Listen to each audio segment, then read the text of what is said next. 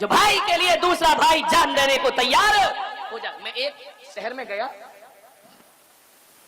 और जैसे ही मैं गया उसके घर में गया, उसने पूरे घर में चरण पड़वाए। मैंने कहा तू मुझे मकान दिखा रहा है?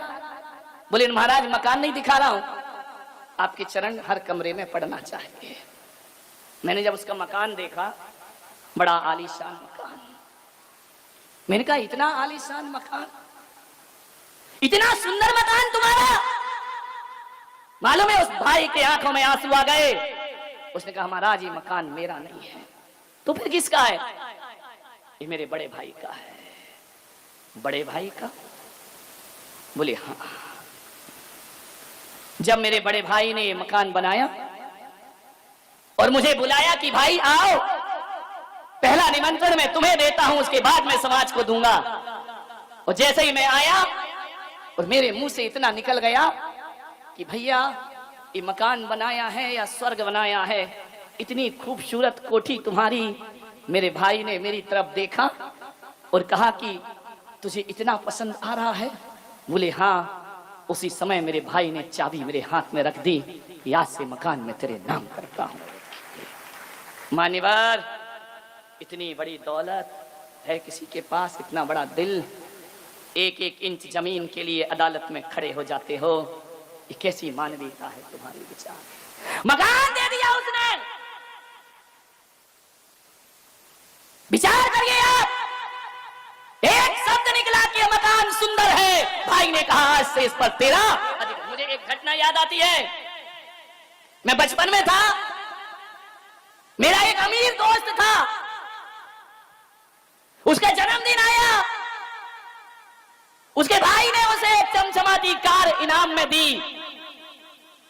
उसने मुझे बुलाया कि बोले यार मेरे भाई ने मुझे कार दी है, चलो आज अपन घूम के आते हैं। उस दिन बड़ी खुशी हुई। मैं कोई बहुत बड़े शहर का रहने वाला तो था नहीं, पहली बार पूरे गांव में कार आई थी। उसने बिठा करके मुझे घुमाया, ऐसा लगा कि अपन ही नरेंद्र मोदी हैं, बाकी तो सब कीड़े मकोड़े हैं, ध्यान रखिए। बैठ करके कार में जब उसने मुझे चक्कर लगाए, एक गांव से चल करके वह शहर आया। मेरे गांव के पास जबलपुर एक शहर है, एक रेस्टोरेंट में उसने कहा कि चलो कुछ खाते हैं। घबराना मत, मैं उस समय महाराज नहीं था, उस समय तो सब खाता पीता था, ध्यान रखिए। चलो कुछ खाते हैं। एक रेस्टोरेंट के सामने उसने गाड़ी खड़ी की।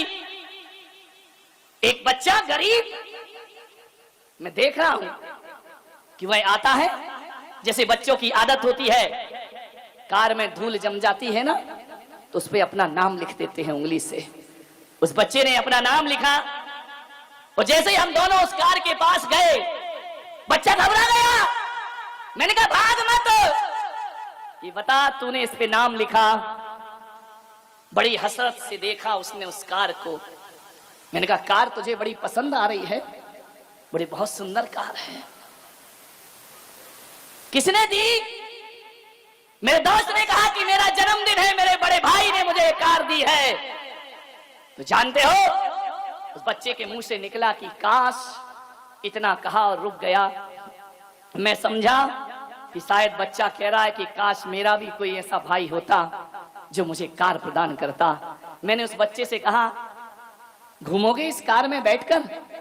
बोले आप घुमाएंगे? मैंने कहा बिल्कुल। पूरे शहर का एक चक्कर लगाया। लगाने के बाद बच्चा इतना खुश, इतना खुश। मैंने कहा अब उतर जाओ।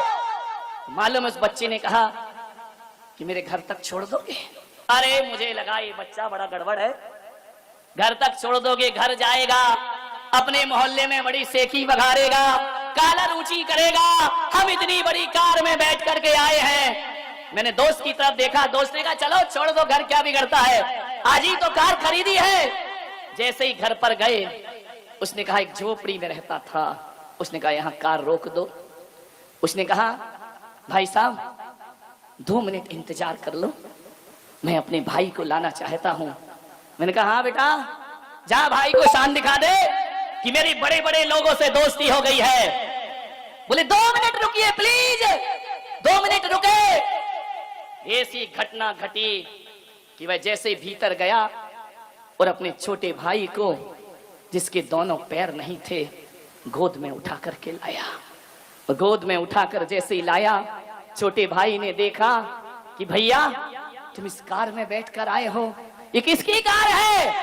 बोले देख, वो जो सामने दो खड़े हुए हैं, एक के भाई ने ये कार दी है। मैं सुन रहा था कि ये क्या कह रहा है। मालूम है उस भाई ने अपने अपाहिज भाई से क्या कहा कि भैया देख, एक दिन मैं भी पैसा कमाऊंगा और तेरे लिए ऐसी कार ला करके तुझे प्रदान करूंगा। फिर अपन दोनों बड़े मजे से एक खूबसूरत दुनिया देखेंगे, अपन दोनों घूमेंगे इस शहर में। तू चिंता मत कर भाई, मैं कमाई करूंगा, जैसे भी होगा। हे भगवान, इतना सामर्थ्य प्रदान कर कि इसके भाई की तरह मैं भी अपने छोटे भाई को एक कार प्रदान कर। विचार करिए।